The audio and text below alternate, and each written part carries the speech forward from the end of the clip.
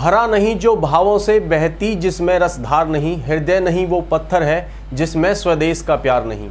बात जब देश प्रेम की हो और ऐसे में राष्ट्रीय पर्व 15 अगस्त की यदि हम बात करें तो देश प्रेमियों में देशभक्ति का जोश देखने को बनता है।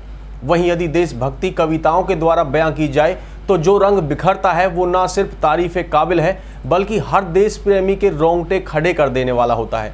स्वतंत्रता दिवस के पूर्व संध्या पर पृथला स्थित SRS होटल में आयोजित कवि सम्मेलन में देशभक्ति का जो रंग बिखरा उसमें हर कोई देशभक्ति के रंग में रंगा दिखाई दिया। देश प्रदेश से आए नामी कवियों की कविताओं पर न सिर्फ तालियां की गड़गड़ाहट सुनाई दी बल्कि श्रोताओं ने देशभक्ति के नारे भी लगाए। आपकी तालियां कविता के सम्मान में लहरती हुई देखना चाहता हूं ताकि उल्लास का एक वातावरण हो। आपकी ऊर्जा को महसूस ना चाहता हूं। सुनिएगा दोस्तों, ये हुनर अपना दिखाने का सदा अवसर नहीं आता, लहू अपना बहाने का सदा अवसर नहीं आता। बहुत आते हैं यूं अवसर जवाब वर्दी दिखाने के, वतन पर चाल उठाने का सदा अवसर नहीं आता। आज क्या हो तो मैं बिछड़ू बिना की झंकारों में। मन से सुनेंगे।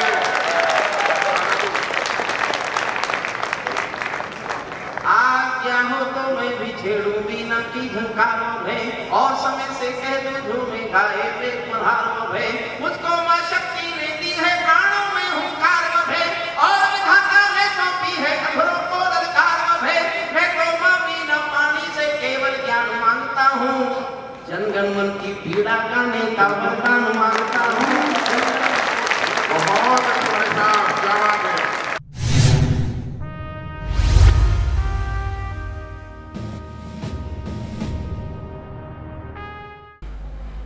स्वतंत्रता दिवस की पूर्व संध्या पर आयोजित इस कवि सम्मेलन में सुप्रसिद्ध कवियों के अलावा गीतकारों और गजलकारों ने भाग लिया, जिसमें मशहूर गीतकार संतोष आनंद के साथ राष्ट्रीय कवि हरिओम पवार के अलावा हास्य कवि अरुण जैमिनी के साथ सुप्रसिद्ध गजलकारा मुमताज नसीम ने कार्यक्रम में प्रस्तुति दी। वहीं कवि सम्मेलन में मंच संचालन कर रहे फरीदाबाद के सुप्रसिद्ध कवि दिनेश रघुवंशी ने कविताओं के माध्यम से किसानों और जवानों की दुर्दशा की तरफ कार्यक्रम में मौजूद तमाम भाजपा नेताओं के साथ हरियाणा के शिक्षा मंत्री रामविलास शर्मा का ध्यान खींचा। वहीं कार्यक्रम की शुरुआत फरीदाबाद की सुप्रसिद्ध गीतकारा पद्मनी शर्मा ने गीत सरस्वती वंदे शारदे की स्तुति से की। न जाने कब कहां कैसे वो भावों को जगाती है, न जाने कब कहां कैसे वो भावों को सजाती है। वो मन दर्पण में कविता के सुमन खुद ही खिलाती है। भला इंसान की हस्ती ही क्या है, वो लिखे कुछ भी वही गीता रचाती है, वही मानस रचाती है। सरस्वती वंदे शारदे, सरस्वती वंदे शारदे, जगमाग जगते शारदे, सरस्वती वंदे शारदे। तू दयानी तू है भवानी, तू दयानी तू है भवानी, तू सुखदायिनी मां शारदे, तू सुखदायिनी मां शारदे। सरस्वती वंदे शारदे। गौर वरन है रूप तिहारा, गौर वरन है रूप तिहारो, वीणा धारिणी मां शारदे, वीणा धारिणी मां शारदे। सरस्वती वंदे शारदे, जगमाग जगते शारदे, सरस्वती वंदे शारदे, सरस्वती वंदे शारदे, सरस्वती वंदे शारदे।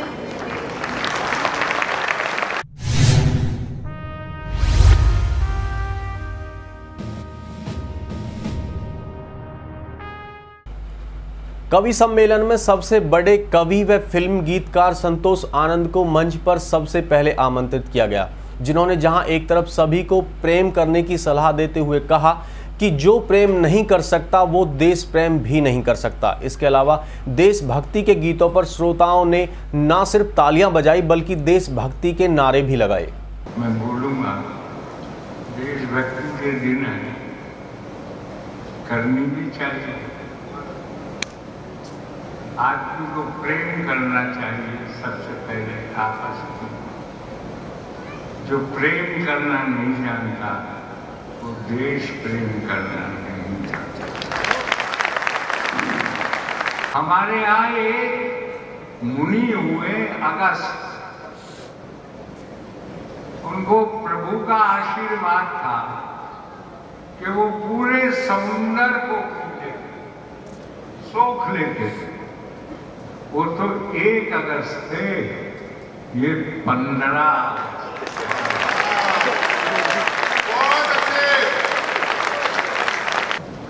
कि नजारे नजर से ये कहने लगे, नजारे नजर से ये कहने लगे,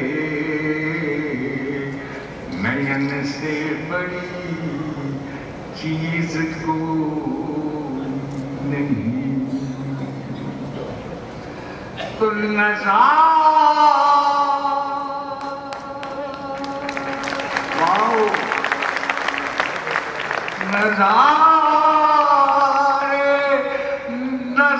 से ये कहने लगे, नयन से बड़ी चीज कोई नहीं। तभी मेरे दिल ने ये आवाज दी, वतन से बड़ी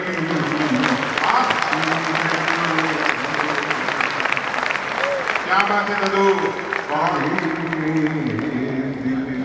अच्छा लग रहा है आपको? तो मुझे बताओ भाई कि आपको अच्छा लग रहा है? जब आग धधकती है तब इंसान भड़कता है, हर जवां सीने में हिंदुस्तान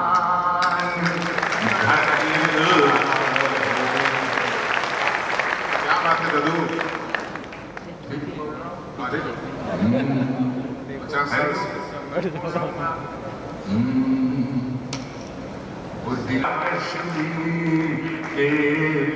जियो संतोष का मैं तो उसके नाम भी लेना पसंद नहीं करता। आज तक किसी कविता में उसका नाम तक नहीं लिया, इस लायक है नहीं। आप देखिए मैं किस तरह से कह रहा हूँ जी। फिर दुष्ट पड़ोसी अपना जहरीला धन फैलाया है, भारत के टुकड़े करने का पुरानी आई हैं। ये तो सबके दिल में था। अगर आगे की लाइन आप तक पहुंच जाए तो मेरा आना यहाँ सार्थक हो जाएगा।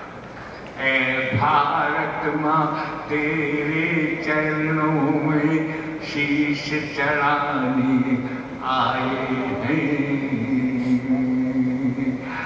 जितनी भी अपने आस बची वो सांस चढ़ाने आए। जोरदार तालियां, बहुत ही सच्ची सार्थक बात ददू, वाह क्या बात।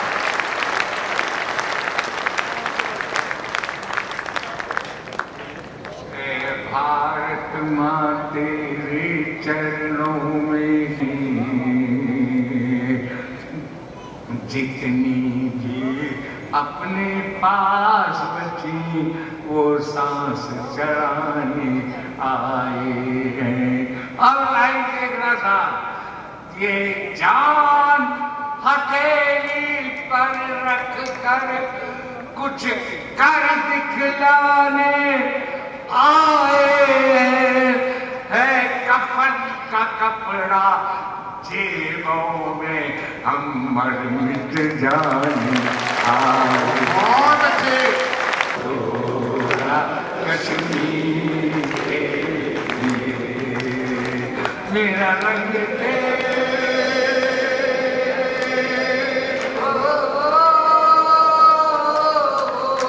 मेरा रंग बसंती चोला कश्मीर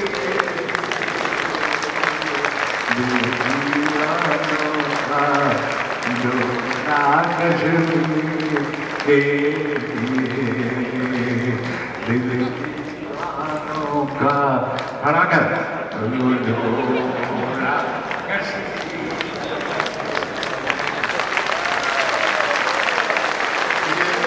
देखिए ये पूरा जादू सामने देखो, ये लोग, ये हिंदुस्तान आपके लिए।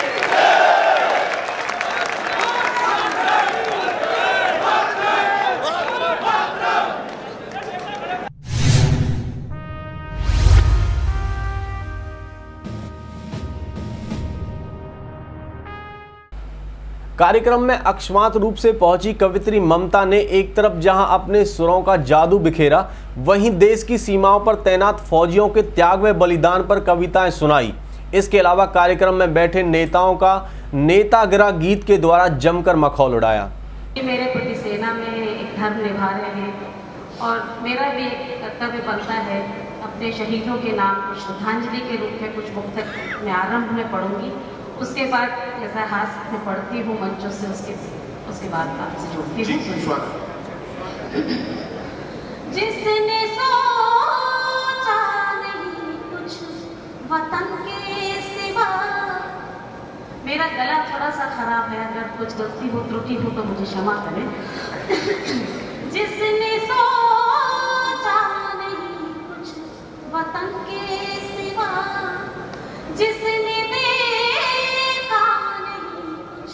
वतन के सिवा, सारा जीवन ही जिसने वतन को दिया, उनको क्या और दें हम नमन के सिवा, उनको क्या। क्या बात है, क्या बात है। अब क्या कहती हूँ कि हम तो होली दिवाली मनाते रहे, गोलियां दुश्मनों की वो खाते रहे, कौन त्योहार कब है इन्हें क्या पता, राष्ट्र के पर्व की लोग जलाते रहे, राष्ट्र के पर्व की लोग बहुत बहुत धन्यवाद। मैं कुछ प्रतिगीत जिसे कहते हैं मैं वो पढ़ती हूँ मंचों से। आज माननीय मंत्री जी सामने समक्ष बैठे हुए हैं। मंत्री जी, सबसे पहले तो मैं बता दूं कि मैं उत्तर प्रदेश में निवास करती हूँ। मैं उत्तर प्रदेश के मंत्रियों से पीड़ित हूँ। हरियाणा के केंद्र में बैठे हुए सभी मंत्री बहुत नेक और शरीफ हैं। ये रोजाना ये डायलॉग हर शहर में ऐसे ही होता है। तो मंत्री जी बहुत समझदार हैं, वो भी हमारे लिए। मैं अपने भगवा वस्त्रों की कसम खा के बोलती हूँ, मैं आज जो भी कह रही हूँ सत्य बोल रही हूँ। हम विषय उठाते हैं नेताओं पर, हालांकि नेता विषय नहीं है, बस नेता कह दो बस बात हो जाती है। लेकिन कुछ ऐसी विवशताएं हो रही है देश में, नेता ऐसी ऐसी हरकतें कर रहे हैं कि हम लोग कविता का में उसको पढ़ते हैं और आप लोग आनंद लेते हैं। आपके मन की बात हम अपनी ज़बानी कह देते हैं। सुनिए कुछ पंक्तियाँ बीच में पढ़ते हैं। जी अगर कुछ बीच में गला परेशान किया तो आप मेरा साथ दे दीजिएगा तो मेरी हिम्मत थोड़ी सी बढ़ जाएगी। सुनिए कि नेता गिरा रे,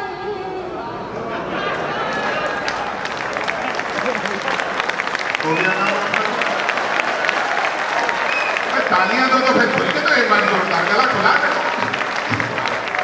नेता गिरा रे वोटों के बीच बाजार में, नेता गिरा रे वोटों के बीच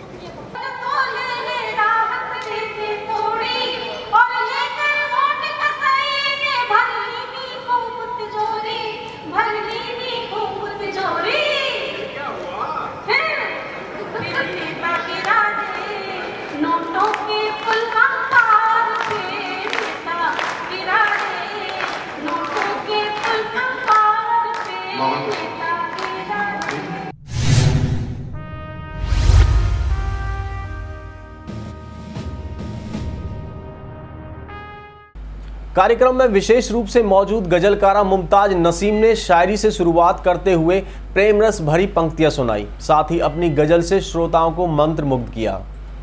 कुछ पंक्तियां आपके बीच में पहुंचाने की कोशिश करती हूँ। आपका प्यार आशीर्वाद मुझे मिलेगा तो मेरा मन बन जाएगा। वॉल्यूम थोड़ा सा बढ़ा दीजिएगा क्योंकि मेरा वॉल्यूम उतना ज़्यादा नहीं है। कोशिश करती हूँ। चार मिसरे हाजिर करती हूँ कि दिल को नाशाद करती रहती हूँ, खुद को बर्बाद करती रहती हूँ। दिल को नाशाद करती रहती हूँ, खुद को बर्बाद करती रहती हूँ। मुझको डसने लगी है तन्हाई, मैं तुझे याद करती रहती हूँ। मुझको डसने लगी है तन्हाई, मैं तुझे याद करती रहती हूँ। और चार मिसरे ये भी कि आज इकरार कर लिया हमने, खुद को बीमार कर लिया हमने। आज इकरार कर लिया हमने, खुद को बीमार कर लिया हमने। अब तो लगता है जान जाएगी तुमसे जो प्यार कर लिया हमने। अब तो लगता है जान जाएगी तुमसे जो प्यार कर लिया हमने। तरन्नुम से कुछ अशार आपके बीच में रखती हूँ और आपका मन मांगती हूँ क्योंकि कहीं कहीं भटक रहा है, मुझे भी ऐसा लग रहा है, हालांकि भूख मुझे भी लगी हुई है। घर से निकली तो थी, मैंने सोचा न था। घर से निकली तो थी, मैंने सोचा न था। इतनी मुश्किल मुलाकात हो जाएगी, इतनी मुश्किल मुलाकात हो जाएगी। क्या खबर थी कि मौसम बदल जाएगा।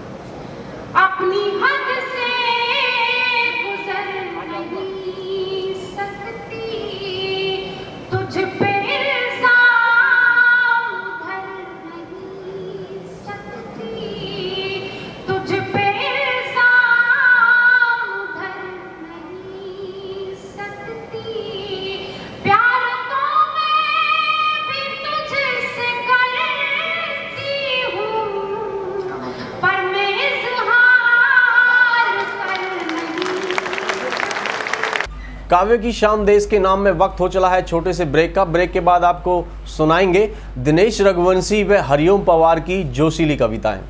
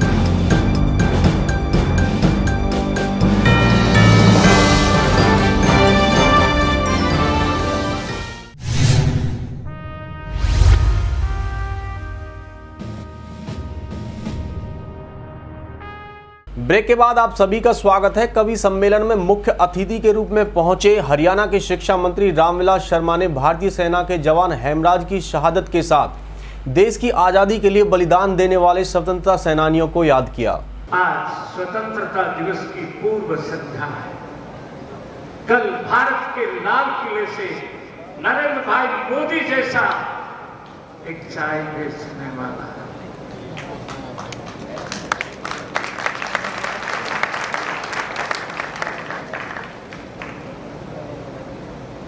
जिसके बारे में लोगों ने कहा था कि चाय बेचने वाला हिंदुस्तान का प्रधानमंत्री नहीं बन सकता, 125 करोड़ ने कहा कि इस बार चाय बेचने वाला ही प्रधानमंत्री बने। हम पलवल जिले में हैं, हमारे पास में मथुरा है और मथुरा का एक गांव है और उस गांव का हेमराज नाम का हवलदार का सर पाकिस्तान की फौजें काट कर ले गई थी। नितिन गडकरी राष्ट्रीय अध्यक्ष थे, ठाकुर राजनाथ सिंह और बहन सुषमा स्वराज, उनकी मां ने, उनकी पत्नी ने अनशन कर दिया था, कटे हुए सर को, चिता को अग्नि नहीं देने देंगे। और तब हमारे राष्ट्रीय नेतृत्व ने कहा था, अम्मा हमारे हाथ में नहीं है, हमारा समय आएगा, हम एक के बदले 2 सर लेकर के आएंगे। मैं आज अपने हरियाणा के मालिकों को बताना चाहता हूं कि 15 दिन पहले हेमराज का जिन्होंने सर काटा था, उसका सर काट करके भारत की फौजों में वो बदला ले। मैं सभी महानुभाव भाई और बहनों का हार्दिक अभिनंदन करता हूं, आजादी के दिन से पहले करता हूं। और ऐसी आजादी, भारत का स्वतंत्रता संग्राम, जिसको पढ़ते पढ़ते लोग रोमांचकारी हो उठते हैं। एक फांसी जुल्फिकार अली भुट्टो को हुई थी। याह्या खान ने जब उनको सुनाया कि कल हम उनको फांसी देंगे, जुल्फिकार अली भुट्टो जो वर्षों तक राष्ट्रपति रहे पाकिस्तान के, प्राण शरीर को छोड़ करके निकल गए, चल गए। गोरी को फांसी दिया था, एक राम प्रसाद बिस्मिल था, फांसी के समय दंड बैठक लगा रहे सुबह। एक पत्रकार ने पूछा, ये इसका क्या फायदा होगा? कहले मैं अपनी दिनचर्या का कोई काम अधूरा छोड़ के नहीं जाना चाहता।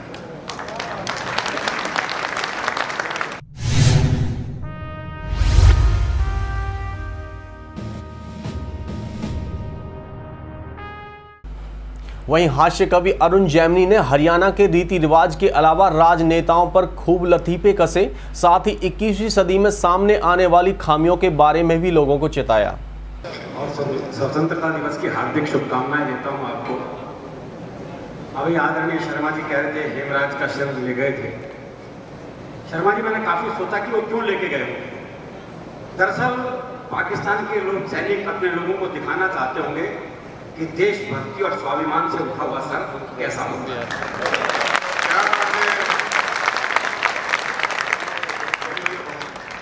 कल 15 अगस्त है, एक अनुरोध मैं भी आपसे करूंगा, कल रात को एक दिया आजादी का जरूर जलाएं अपने घर के आगे। तालियों की मोहर लगाइए, समर्थन करें इस बात का। एक दिया जरूर जलाएं साहब, इसे हम उत्सव और त्योहार की तरह मनाएं, छुट्टी की तरह ना मनाएं। बस यही मेरी आपसे अपील है, अनुरोध है।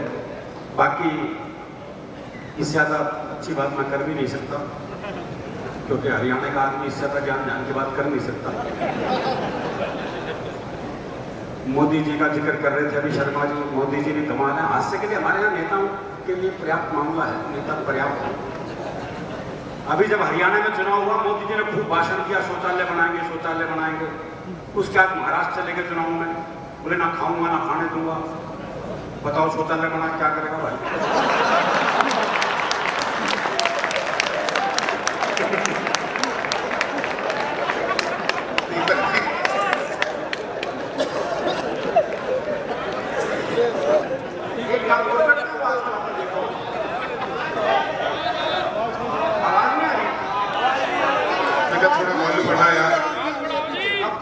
के काम चला रहे थे बस।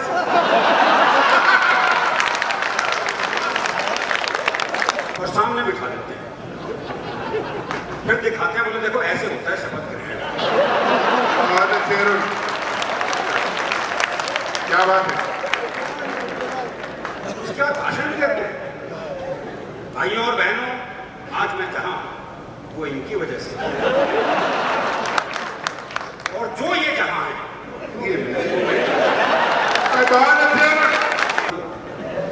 अभी छुट्टियां मना के हिंदुस्तान से वापस लौट के आते उन्होंने किसान सभा को संबोधित किया दिल्ली में।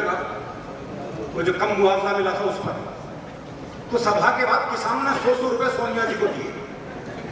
तो सोनिया जी बोली मुझे क्यों दे रहे हो? बोले फसल तो आपकी भी नष्ट हुई है।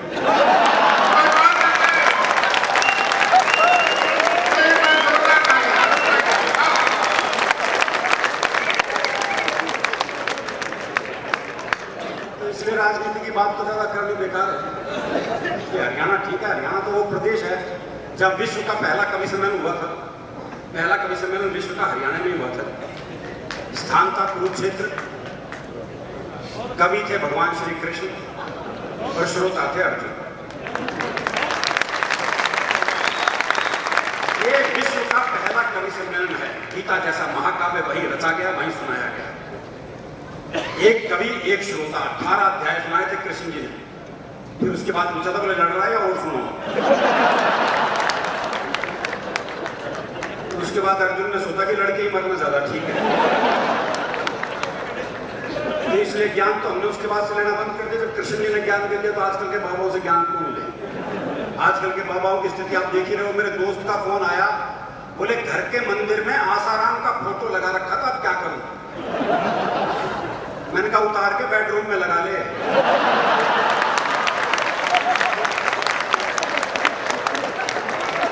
बोले वहां तो पहले से नारायण दत्त तिवारी का लगा हुआ है।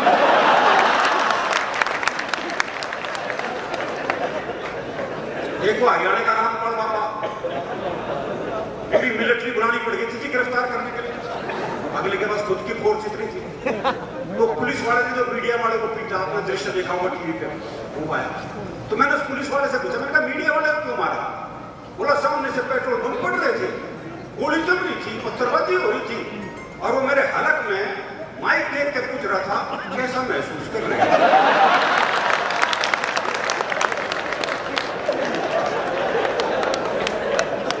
तो मैंने तो बस ये बताया तो मैं कैसा महसूस कर रहा हूं। आदरणीय शर्मा जी शिक्षा मंत्री है, और हरियाणा में तो शिक्षा का कहना ही क्या, लाजवाब मामला है। तो गुरु जी ऋषि वाला रह लिखना सिखा रहे थे, बड़ा मुश्किल है ऋषि वाला रह, कैसे कैसे घुमाना पड़ता है। इन कवियों में से कईयों को नहीं आता होगा। 4 दिन उन्होंने कोशिश की, 5 दिन में बच्चे से कहा बोले लिख ब्लैक बोर्ड पर इसी। अब बच्चा ब्लैक बोर्ड देखा, गुरुजी को देखा, चाक देखा, जमीन देखा, है बोले गुरुजी बाबा जी लिख दूं।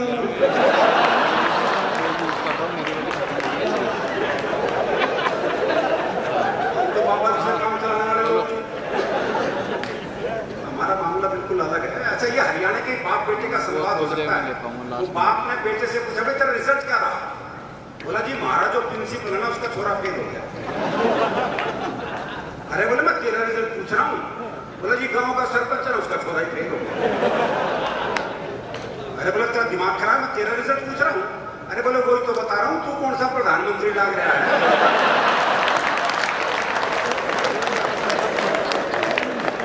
कि बेटा मुझे वृद्ध आश्रम में छोड़ के आने वाला है, तो बाप खुद बेटे को अनाथालय छोड़ गया।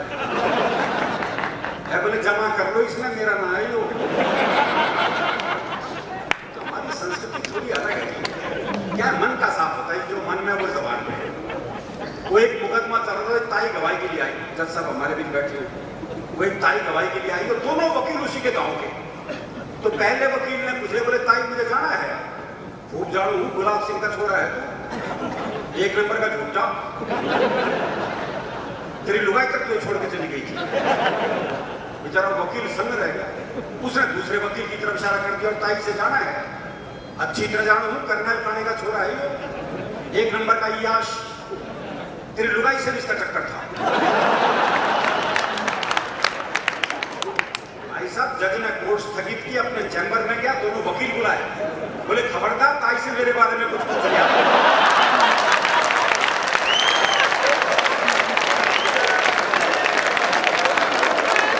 बोला फिर चिपटती क्यों ना?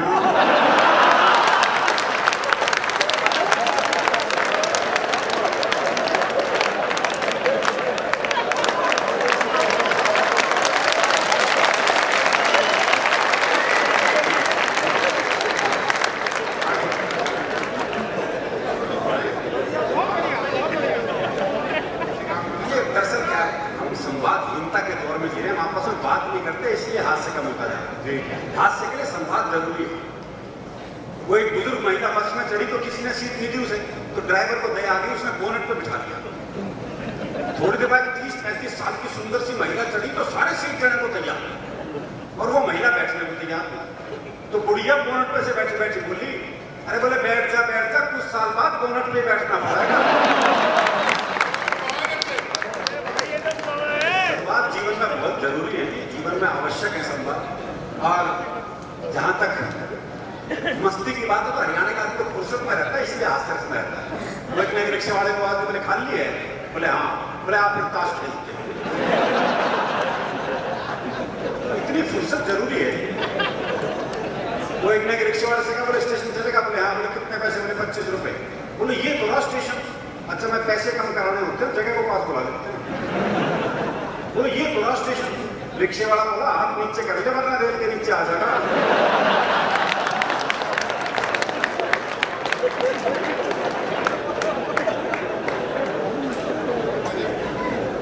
वो एक रत्न ले चाय बनवा दिया था, सामने से एक दोस्त आ रहा, बोले इसे कट चाय कर दे, एक बटा दो। अच्छा वो एक बटा तो कर ही रहा था, इतना तीसरा दोस्त आ गया, बोले इसे 3 में कर दे। वो एक चाय तीनों 3 गिलास में लेके खड़े हो गए। इतनी देर में चौथा दोस्त आ गया, बोले खाली गिलास क्यों? वही एक चाय 4 दोस्तों ने 4 गिलासों मिलके पी। पीने के बाद एक ने पूछा हाँ भाई कितने पैसे हुए? बोला जी कोई पैसे नहीं, इन गिलास में धोखे दे दे बस।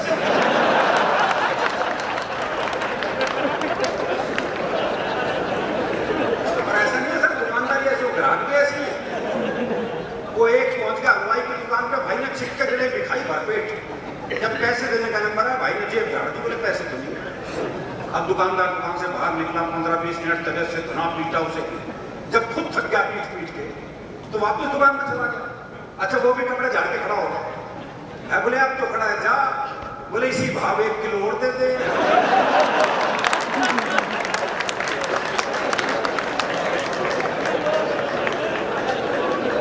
ये हाथ से जीवन में बहुत जरूरी है साहब। मैंने एक हॉस्पिटल के ऑपरेशन थिएटर के बाहर एक बोर्ड पढ़ा था, खोल लेते दिल अगर हंस बोल के यारों के साथ, तो हमें ना खोलना पड़ता यूं औजारों के साथ। मैं अच्छा, हरियाणा में काम कोई कर सकता जो हरियाणा है? जैसे डॉक्टर है, कोई और प्रदेश का आ गया डॉक्टरी कर लेता, कर ही नहीं सकता, क्योंकि मेरी बीमारी से बताओ। बोले डॉक्टर साहब काट देना तो धुआं सा उठता है। समझ लो डॉक्टर क्या बीमारी है। और डॉक्टर भी कमाल है, कोई डॉक्टर एक मरीज का चेकअप कर रहा था, देखा उसकी दोनों टांगे नीली पड़ गई। बोले वो जहर चल रहा है भाई, टांगे काटनी पड़ेगी। दोनों टांगे काटी गई साहब, नकली टांग लगवाई गई, देखा कुछ देर बाद नकली टांग भी नीली पड़ गई। बोले वो हो तुम्हारी तो जीन्स ही रंग छोड़ती है।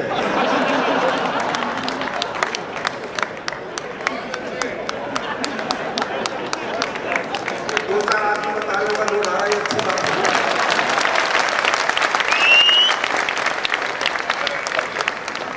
बड़ा घुमा के लाते आदरणीय संतोष आनंद जी और आदरणीय हरिओम पवार तक की यात्रा करनी है। रामविलास शर्मा जी तो पवार जी तक को सुनाएंगे बस, लेकिन उनसे पहले आपको 2-3 और झेलने पड़ेंगे जी। मैं हूँ अभी, इसके बाद पद्मिनी शर्मा है, फिर दिनेश तो है, इसको तो झेलना सबसे मुश्किल काम है, क्योंकि ये एक ऐसा कवि है फरीदाबाद में जिसने साहित्य को एक नई दिशा दी है। पूरे फरीदाबाद में पहले साल में 1 या 2 कवि सम्मेलन होते थे, वो साल में 50 कवि सम्मेलन तक फरीदाबाद में ले गए। ये महत्वपूर्ण बात दिनेश के हिस्से में है। इसमें कोई शक नहीं कि दिनेश ने कविता और कवि सम्मेलन के लिए बहुत बड़ा काम किया है। चीजों में कुछ चीजें, बातों में कुछ बातें वो होंगी जिन्हें कभी देख नहीं पाओगे, 21वीं सदी में ढूंढते रह जाओगे। बच्चों में बचपन नहीं मिलेगा साथ। ये टीवी कंप्यूटर युग के बच्चे हैं, आजकल के बच्चे बहुत शार्प हैं, और आजकल के बच्चों को बच्चा समझने की भूल भी नहीं करना चाहिए। वो एक पति पत्नी बड़े रोमांटिक मूड में घर में आए तो देखा बच्चा कमरे में टीवी देख रहा है। बोले क्या अगर टीवी देखता रहता है आंखें कमजोर हो जाएंगी, जरा बाहर जा बालकोनी में देख दुनिया क्या कर रही है, बल्कि मुझे पता कौन क्या कर रहा है। वो बच्चे को बाहर भेज दिया। अब बच्चे की रनिंग कमेंट्री शुरू हुई। बोले अग्रवाल अंकल तो मोबाइल पे किसी से बात कर रहे हैं। बोले बहुत अच्छे। बोले वर्मा अंकल पौधों को पानी दे रहे हैं। बोले बहुत अच्छे। बोले शर्मा अंकल आंटी के साथ कमरे में है। बोले बेटे तुझे ये भी दिखाई दे रहा है क्या? बोले ये तो नहीं दिखाई दे रहा, पर उनका बिट्टू भी तो बाहर बालकोनी में खड़ा है।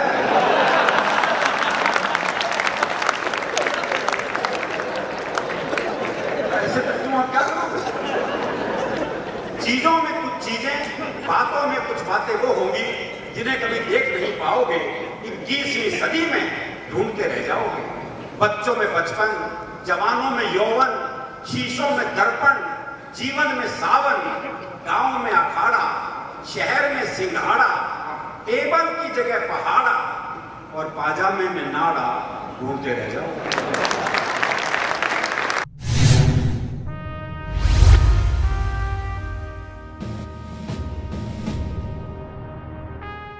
गीतकार एवं कवित्री पद्मिनी शर्मा ने कार्यक्रम में भक्ति रस, श्रृंगार रस के अलावा प्रेम रस बिखेरा।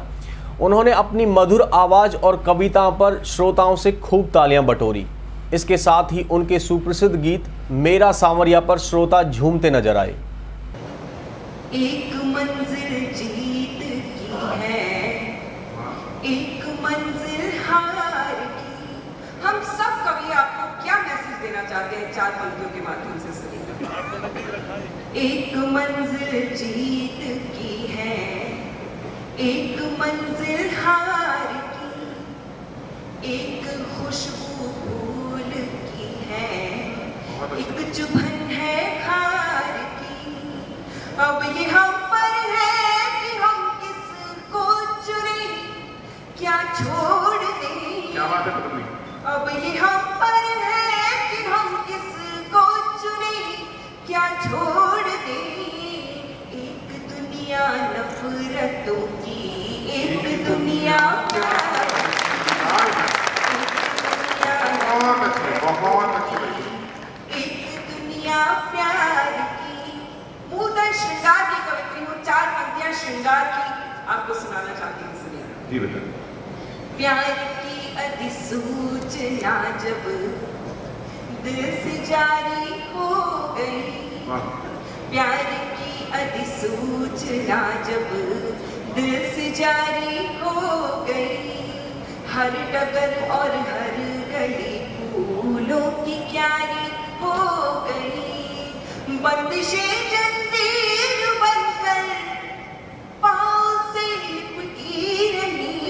बंदिशें जंजीर बनकर पाँव से लिपटी रही, पर उन्हें पायल बनाकर मैं तुम्हारी हो गई। एक बार जोरदार तालियां इस तरह बजाइए कि मुझे लगे कि पल-पल के लोग कविता सुन रहे हैं। बहुत धन्यवाद आपका। और चार पंक्तियां श्रृंगार की आपसे जोड़ने का प्रयास करती हूँ। गम की घटा को आंख का काजल बना लिया, गम की घटा को आंख का काजल बना लिया, यादों को यूं समेटा के आंचल बना लिया। जीने का कोई और तरीका न रहा तो, जीने का कोई और तरीका न रहा तो, तरीका न रहा तो, खुद को तुम्हारे प्यार में पागल बना दिया। तुम्हारे प्यार। और चार बहुत महत्वपूर्ण पंक्तियां आपको सौंपना चाहती हूँ, उसी दिल से सुनिएगा जिस दिल से मैंने वो लिखी है। प्यारा मुझे बहुत था मगर छोड़ के आई, प्यारा मुझे बहुत था मगर छोड़ के आई, हंसते हुए बचपन का नगर छोड़ के आई। बस एक इंतज़ा है मेरा दिल न दुखाना, बस एक इंतज़ा है मेरा दिल न दुखाना, मेरा दिल न दुखाना, तेरे लिए माँ बाप का घर छोड़ के आई। मैं समझता हूँ ना, नारी शक्ति बैठी है ना, जोरदार ताली।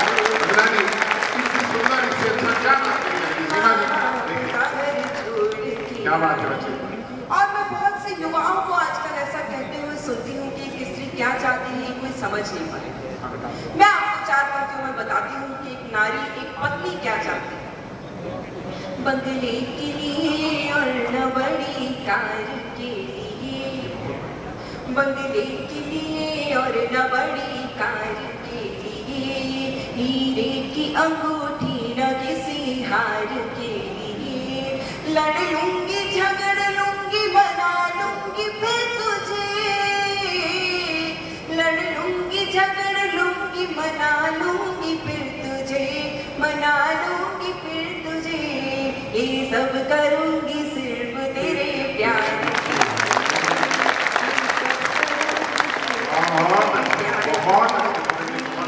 ये सब करूंगी सिर्फ तेरे प्यार के लिए, तेरे प्यार के लिए। एक गीत मैं आपको सुनाना चाहती हूँ और ऐसी उम्मीद करती हूँ कि आप मुझे गीत सुनने जैसा मन देंगे। एक ऐसा गीत जिस गीत की वजह से पिछले 2-2.5 वर्षों में मुझे इस देश में एक छोटी सी पहचान मिली, वो गीत मैं आपके बीच रखना चाहती हूँ।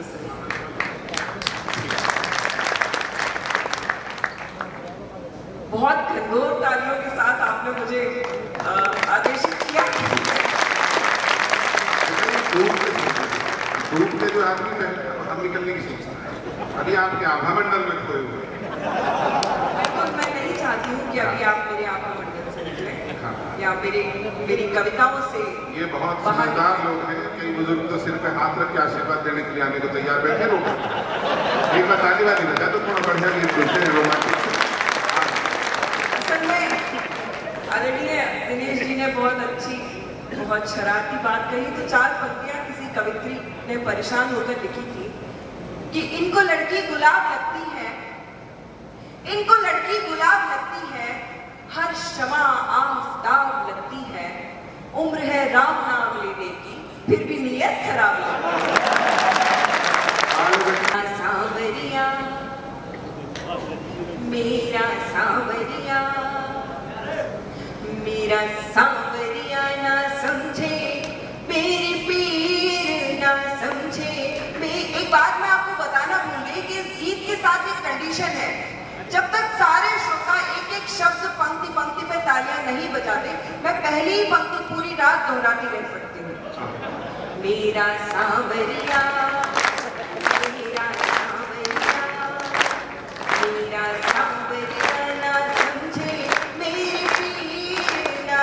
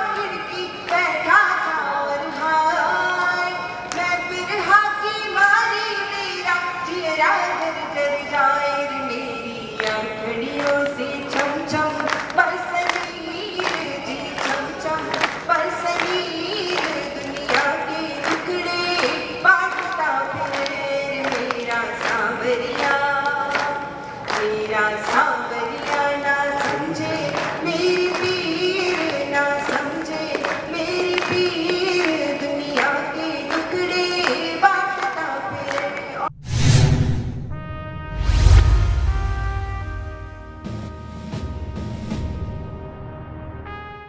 फरीदाबाद की शान कवि दिनेश रघुवंशी ने अपनी जोशीली कविताओं के द्वारा किसानों और जवानों की दुर्दशा पर कार्यक्रम में मौजूद तमाम नेताओं और हरियाणा के शिक्षा मंत्री रामविलास शर्मा का ध्यान खींचा।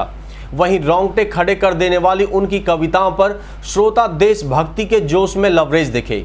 वहीं लोगों ने उनकी कविताओं पर भारत माता की जय के नारे लगाए।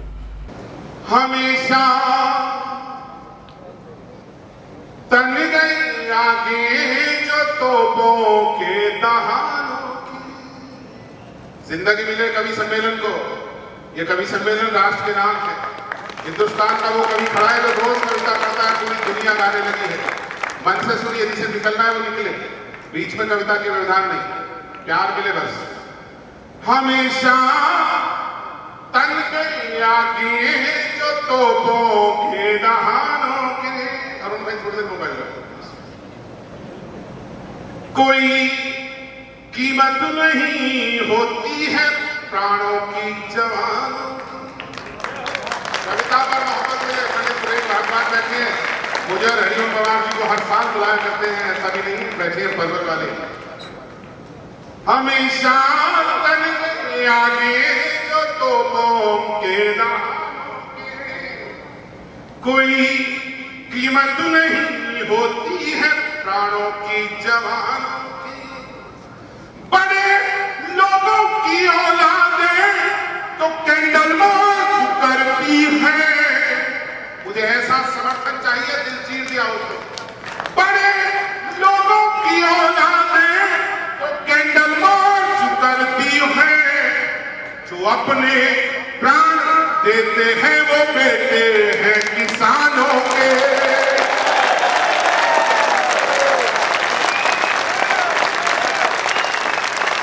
जिनके हाथ बंधे वो भी हाथ खुले। मैं भाई विजय बंसल का धन्यवादी हूँ, भाई सुशील जी का, भाई सब लोगों का। हरिओम जी, आपसे कविता लिखनी सीखी है। जिस तरह दिल से आप लिखते हो, दिल से मैं लिखता हूँ, देश का जग गाता हूँ। 4 पंक्ति पढ़ना चाहता हूँ, यदि अच्छा पढ़ाओ तो तालियां दीजिए। दोनों बड़े कवि मेरे बाद पढ़ेंगे। इनकी अगवानी में कविता पढ़ता है आपका दिनेश, सुनिए। मिटा पर मातृभू की पीर हर आया सलामी दो। मन मिले मुझे आपका, जिंदगी देना इस कवि सम्मेलन को। हिंदी कविता के इतिहास में ये लाइन जो प्रयोग करूंगा चौथी, आज तक प्रयोग में नहीं आई है। ये मेरा दावा है। हिंदी का बहुत छोटा सा जानकार बैठा हूं, लेकिन बड़े पंडित के सामने बात कह रहा हूं, संतोष जी के सामने। सुंदर। मिटा पर मातृभू की पीर हर आया सलामी दो। वो अपने पूर्ण सारे फर्ज कर आया सलामी दो। वो अपने पूर्ण सारे फर्ज कर आया सलामी दो। वहां हर आंख नम थी जब पति से पीर मां बोली। तिरंगे में लिपट कर लाल घर आया सलामी दो।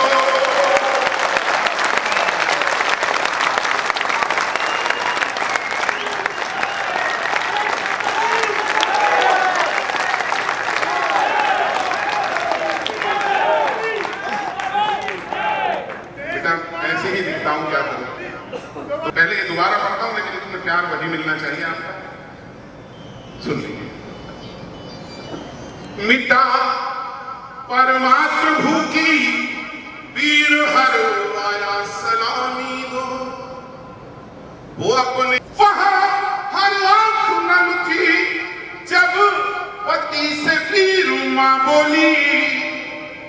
तिरंगे में लिपट कर लाल घर आया सलामी दो।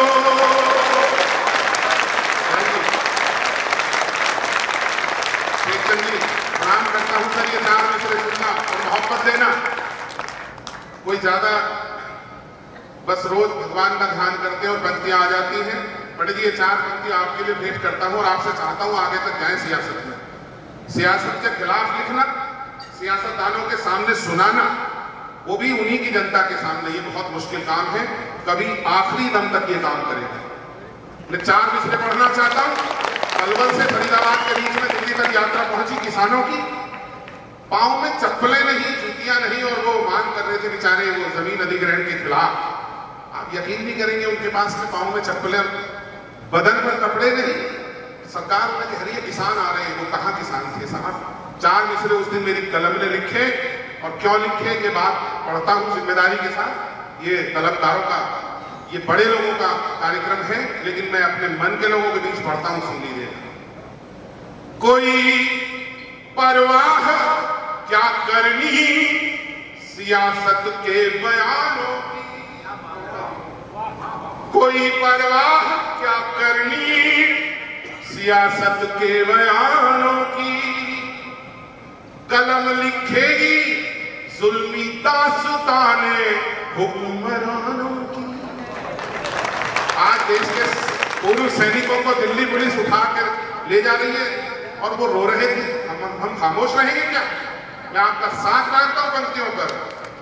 कोई परवाह क्या करनी सियासत के बयानों की, कलम लिखेगी जुल्मी दास्ताने हुक्मरानों की। जिसे लिखना हो वो लिखे फसाने राज महलों के, कहानी मैं लिखूंगा कर्ज में डूबे किसानों की।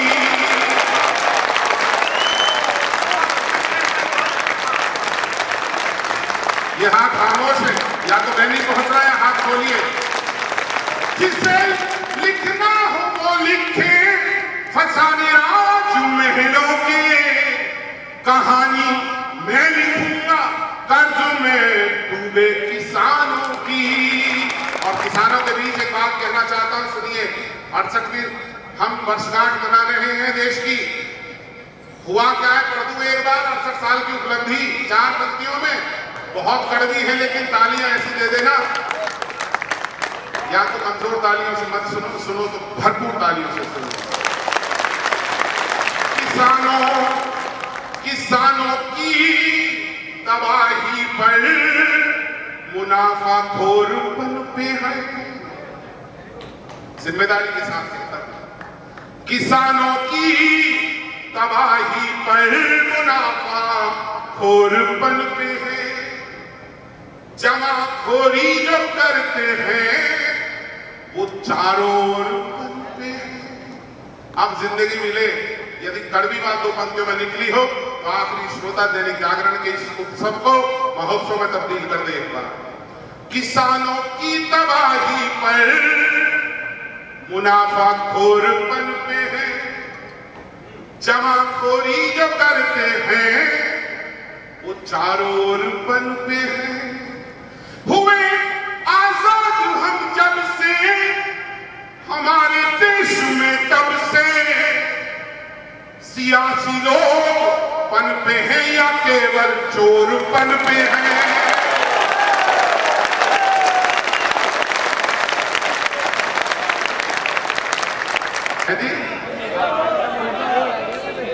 अच्छा सुना दूंगा, 1 2 और सुनाऊंगा। आवाज समझ में नहीं आ रही, सुनाऊंगा जी, ताली बजाऊंगा मेरा ऐसा समझ में। पिछले दिनों जो सियासत में सबसे बुरा कुछ किया दिल्ली में, वो पढ़ना चाहता हूं। हरिओम जी, संतोष जी, पहली बार, संतोष दा, ये पहली बार जिस दिन गजेंद्र को दिल्ली की शहादत खा गई थी, मैंने उस दिन 4 लाइनें लिखी थी। आप सुनना चाहते हैं? गंभीरता से सुनना वीरपाल जी, गंभीरता से सुनना। अनगिनत लोग हैं मेरे जानकार में क्या करूं। विदा होती हुई एक जिंदगी बदला गई आखिर। जिसके दिल में किसान के प्रति थोड़ी बहुत भी अनुराग शेष, थोड़ा बहुत मुझे मोहब्बत से भर देना, मेरी जिंदगी के कीमती मुक्तकों में से एक है। विदा होती हुई एक जिंदगी बदला गई आखिर। बहुत नीचे सियासत आ गई आखिर। अब आप जुड़ जाएंगे कि बहुत नीचे सियासत आ गई आखिर, जो सारे खास थे बनकर तमाशाई रहे बैठे, मगर जो आम था उसको सियासत खा गई आखिर। थोड़ी तालियों का घनत्व बढ़ाइए। मगर जो खास था उसको सियासत खा गई आखिर। और वो जाता हुआ भी गजेंद्र किसान क्या बोलकर गया, पढ़ता हूं अरुण भाई, देखना। ममता जी और ये बेटी हमारी सबने बहुत अच्छा सुनाया है और आपने सबसे अच्छा सुनाया। सुनिए कि ना इंसान कोई रह गया है राजधानी में। मैं पूरी दिल्ली को चैलेंज करता हूं इन 4 पंक्तियों से, मोहब्बतें देना थोड़ी सी। ना इंसान कोई रह गया है राजधानी में, लहू बन करके पानी बह गया है राजधानी में। शामिल हो जाइए। ना रह गया है राजधानी में, लहू बन करके पानी बह गया है राजधानी में, लहू बन करके पानी बह गया है राजधानी में। मरे लोगों में जीने से तो अच्छा है मर जाना, ये कहकर मर गया एक अन्नदाता राजधानी में। दुश्मनों से रात दिन है जूझती वर्दी, हिम्मत मिले आप सब। वतन के दुश्मनों से रात दिन है जूझती वर्दी, सभी से प्रश्न केवल एक यही पूछती वर्दी। आपकी तरफ से बोलता हूं और आपको लगे मैंने आपके मन की बात कही हो तो इस तालियों का पहाड़ खड़ा करना मैं भी देखना चाहता हूं। फरीदाबाद कितना प्यार करता है अपने करीब। सुनना, वतन के दुश्मनों से रात दिन है जूझती वर्दी, सभी से प्रश्न केवल एक यही पूछती वर्दी। पुराने सूट नेताओं के बिकते हैं करोड़ों में। चौथी पंक्ति का प्यार मिले।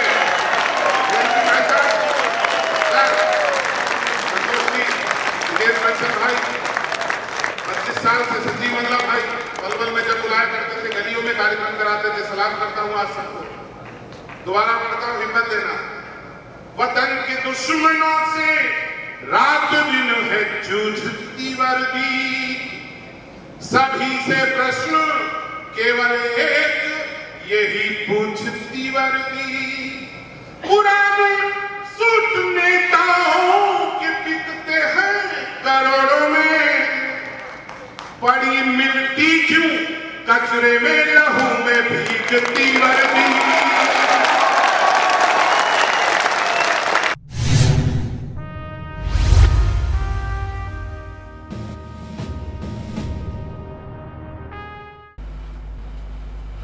कार्यक्रम में अंगूठी के हीरे के समान मौजूद राष्ट्रीय कवि हरिओम पवार ने ग्रामीण श्रोताओं की तारीफ करते हुए आज्ञा हो तो मैं भी छेड़ू वीणा की झनकारों में अपनी सुप्रसिद्ध रचना से शुरुआत करते हुए कविताओं के साम्राज्य से लेकर कवियों की वर्तमान परिस्थिति पर पंक्तियां सुनाई। वहीं भारत के प्रधानमंत्री नरेंद्र मोदी का अपनी कविताओं के माध्यम से चित्रण भी किया। इसके अलावा उन्होंने अपनी शर्तें भी रखी।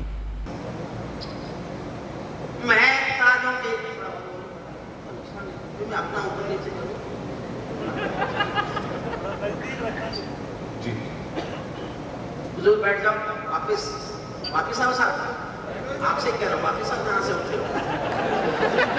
ये पार्लियामेंट नहीं है जिसका मंत्री उठ के चला जाएगा।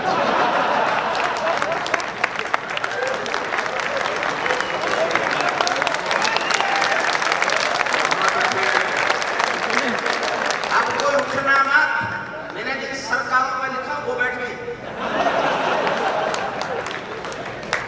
मुझे मंच की कभी जरूरत होती नहीं है, मैं जनता की जरूरत महसूस करता हूँ। बस मैं समर्पण वंदन गीत नहीं गाता, मैं ताजों के लिए समर्पण वंदन गीत नहीं गाता, दरबारों के लिए कभी अभिनंदन गीत नहीं गाता। मैं गाथा वाचन करता हूँ सिंहासन परिवर्तन की, अच्छे दिन आने वाले हैं नारों के आकर्षण की। कभी किसी भी प्रलोभन में मेरी कलम नहीं बिकती, और किसी भी डर के आगे दिन को रात नहीं दिखती। मैं शब्दों की क्रांति ज्वाला हूँ, वर्तमान को गाऊंगा, जिस दिन मेरी आग बुझेगी मैं उस दिन मर जाऊंगा।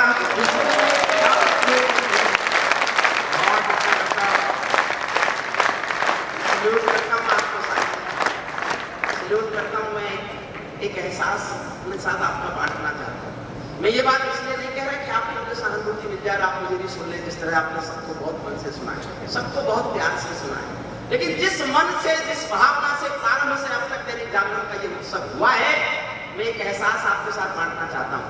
मैं 30 साल लाल किले में गया हूँ कविता पढ़ने, लेकिन जिस मन से आज आप इस ग्रामीण अंचल के लोग कविता सुन रहे हैं, दैनिक जागरण का अभियान सुन रहे हैं, और आपके सरस्वती यहाँ पर कविता को प्यार कर रहे हैं, मेरा मन करता है मैं कहूँ कि 30 साल के लाल किले के 30 कवि सम्मेलन इस एक कवि सम्मेलन पर न्यौछावर करने की जरूरत है।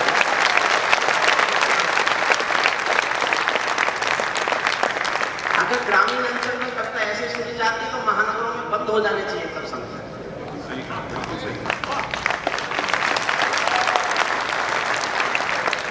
महानगरों में तो केवल धन कविता सुनता है, पहली बार महसूस हो रहा है कि यहाँ मन कविता सुनता है।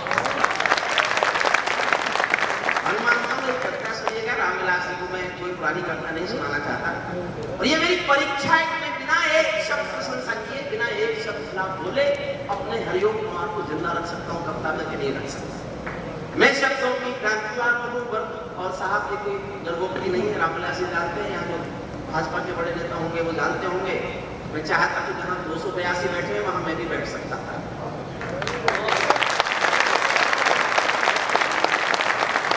टिकट मांगने वाले हजारों होंगे, मिले हुए टिकट को वापस करने वाला मैं अकेला था हिंदुस्तान में,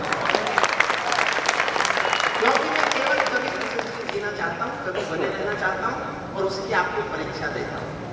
मैं शब्दों की क्रांतिवान हूँ, वर्तमान को गाऊंगा, जिस दिन मेरी आग बुझेगी मैं उसी दिन मर जाऊंगा। सत्ता का आकर्षण मेरी भूख नहीं, सत्ता का आकर्षण मेरी भूख। तो बैठ जाओ सब, ये नहीं चलेगा, मेरे सामने तो नहीं चलेगा। आप किसकी तलाश में वो नहीं आई आज।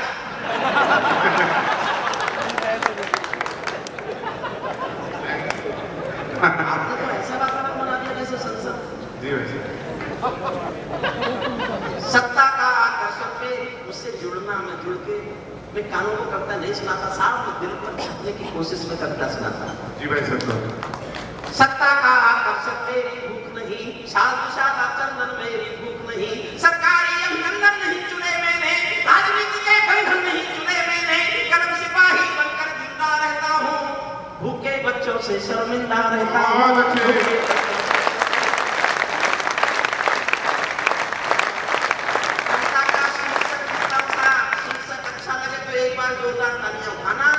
और वो दिनेश का भी अभिनंदन है और मेरी कविता का भी सम्मान है। कलम सिपाही बनकर जिंदा रहता हूँ, भूखे बच्चों से शर्मिंदा रहता हूँ, पगडंडी से लाल किले तक जाता हूँ, झुकी झोपड़ियों के आंसू गाता हूँ, लेकिन दरबारों में कभी का शीश नहीं झुकने दूंगा, कविता का सिंहासन से संग्राम नहीं लुटने दूंगा। ये है देवर हरिओम कुमार का। एक बार फिर से सके लोग जोरदार तालियां।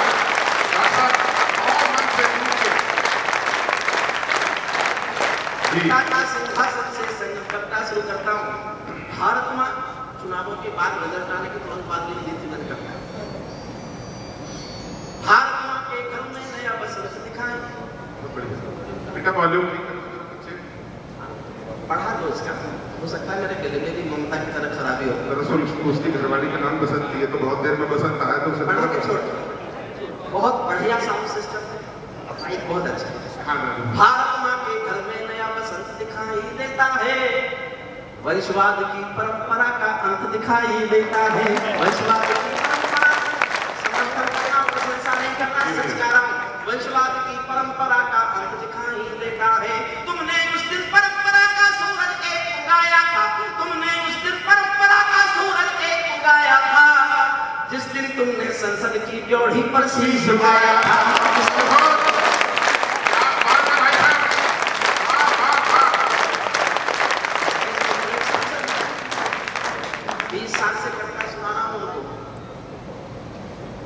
दूसरे उनकी अब क्या करेगा? अपना रिश्ता बताता हूँ, सुनिए। तुमने उस दिन, तेरे रिश्ते पर आपका प्यार मांगा, तुमने उस दिन परंपरा का सूत्र एक गाया था, जिस दिन तुमने संसद की ड्योढ़ी पर शीश झुकाया था। बहुत बधाई देता हूँ मैं परिवर्तन के नायक को, बहुत बधाई देता हूँ मैं परिवर्तन के नायक को, लेकिन कैसे भर जाने दूंगा आंसू के गायक को। आप विजय के जननायक हो, मैं पीड़ा का गायक हूँ। आप राजपथ के नायक हो, मैं जनपथ का नायक हूँ। आप राजपथ के नायक हो, आप राजपथ के नायक हो। निर्वाचन ने सौंपा है सम्मान तुम्हारे हाथों में, लोकतंत्र की मां संसद का मान तुम्हारे हाथों में, संविधान के पालन का मान तुम्हारे हाथों में, तिलक गोखले गांधी का वरदान तुम्हारे हाथों में, अमर तिरंगे की सौंपी है शान तुम्हारे हाथों में, सौंप दिया है पूरा हिंदुस्तान तुम्हारे हाथों में, सौंप दिया है पूरा हिंदुस्तान, सौंप दिया है पूरा हिंदुस्तान तुम्हारे हाथों में। जनादेश में आज आपकी सबसे ऊंची थाती है, दिया तुम्हारा, तेल तुम्हारा और तुम्हारी बाती है। आज आपके कर कमलों में टूटी हुई कमान नहीं, और पगों के नीचे कोई गिरता हुआ मचान नहीं। आज आपके ऊपर नभ है, नीचे ठोस धरातल है, और आपकी सौगंधों में गंगा मैया का जल है, और आपकी सौगंधों में क्या बात है भाई साहब, बहुत अच्छे। छोटे भाई गणेश वर्धन जी को सौंपता हूं 2 पंक्तियां।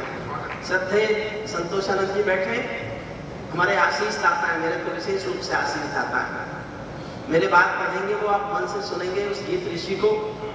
वो 77 साल की उम्र में भी अपने परिवार में, अपने व्यक्तिगत जीवन में बड़ी त्रासदी भोगने के बाद भी देश की जनता को जीने का मंत्र देते हैं, जीना सिखाने की कोशिश करते हैं जीवन में। गणेश वर्धन जी को 2 पंक्तियां सौंपता हूँ, उठाना तालियां। विजय किसी की नहीं, विजय ये सिर्फ नामों के यश की थी। क्या बात है। और अगली पंक्ति बहुत प्यार मांगती है। तार के घर में तोल बराती पलती हो, मैं तब ईमानदार के पाप नहीं छिपने दूंगा, कविता में सिंहासन से संग्राम नहीं रुकने दूंगा, कविता का सिंहासन। उस साधु को ज्यादा हिम्मत वाले, आज आपके रथ के सारे घोड़े हिम्मत वाले हैं, गायत्री के गंगा माँ के गैया के रखवाले हैं, भूल न जाना माँ गंगा के घाटों की पार। जिसके साथ खुल के हंस सकते हो ना, उसके साथ केवल एक दिन बिता सकते हो, केवल एक दिन। लेकिन जिसके साथ आप खुल के रो सकते हो, उसके साथ पूरी जिंदगी बिता सकते हो।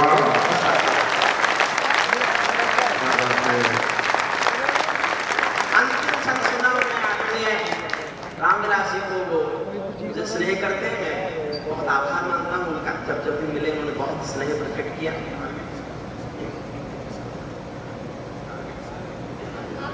बिल्कुल गाती सुनाऊंगा।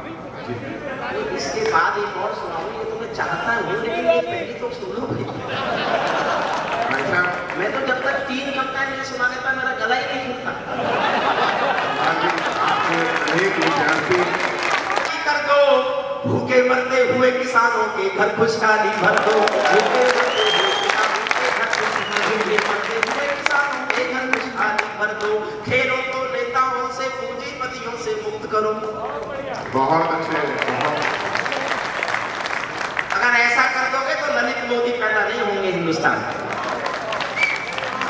खेलों को नेताओं से पूंजीपतियों से मुक्त करो, माँ बहनों बेटी का जीना स्वाभिमान से युक्त करो, झोपड़ियों को मत सिखलाओ तौर तरीका जीने का, उन्हें मैसर कर दो केवल अच्छा पानी पीने का, उन्हें मैसर कर दो केवल अच्छा पानी पीने का। नंगे बदन दिए फिरते हैं ख्वाहिश एक लकोटी की, खाली पेट लिए बैठे हैं उम्मीदें दो रोटी की, कहीं भूख से कोई बच्चा मर ना जाए याद रहे, 10 करोड़ भूखी पीढ़ी की याद तुम्हें फरियाद रहे। तुम चाहो तो भारत के घर घर को देवालय दे दो, लेकिन सबसे पहले झोपड़ियों को शौचालय दे दो, लेकिन सबसे पहले झोपड़ियों को शौचालय दे दो। ऐसा कुछ कर जाओ तो पूरा देश देखता रह जाए, देश नहीं भूमंडल का। अंतिम पंक्तियां, ऐसा लगे कि सबका साथ तुम्हारे दिल की इच्छा है। ये केवल नारा नहीं है, ये सिद्ध कर दो कि सबका साथ दिल से चाहते। ऐसा लगे कि सबका साथ तुम्हारे दिल की इच्छा है, सामाजिक सद्भाव तुम्हारी सबसे कड़ी परीक्षा है, सामाजिक सद्भाव तुम्हारी सबसे कड़ी परीक्षा है।